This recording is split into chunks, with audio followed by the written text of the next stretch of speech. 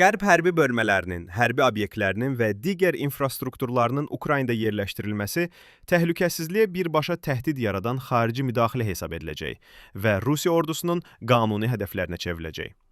APA-nın Moskva bürosu xəbər verir ki, bu barədə Rusiya Xarici İşlər Nazirliyinin rəsmi nümayəndəsi Mariya Zaxarova bildirib.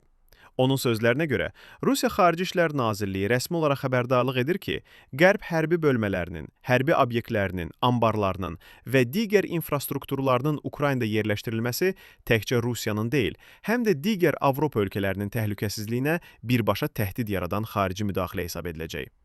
Zaxarova vurğulayıb ki, 6 yanvarda Parisdə İstəklilər Koalisiyası tərəfindən imzalanan Ukrayna üçün təhlükəsizlik zəmanətləri bəyannaməsi sülhə nail olmağa deyil, münaqişənin hərbiləşdirilməsini və eskalasiyasını davam etdirməyə yönəlib. Bəyannamənin əsas elementi Ukrayna ərazisində çoxmillətli qüvvələrin yerləşdirilməsidir. Rusiya Xarici İşlər Nazirliyi xəbərdarlıq edir ki, Qərb hərbi obyektlərinin Ukrayna ərazisində yerləşdirilməsi xarici müdaxilə kimi təsnif ediləcək və Rusiyanın və digər Avropa ölkələrinin təhlükəsizliyinə birbaşa təhdid yaradacaq. Bütün bu cür obyektlər Rusiya silahlı qüvvələri üçün qanuni döyüş hədəfləri hesab ediləcək.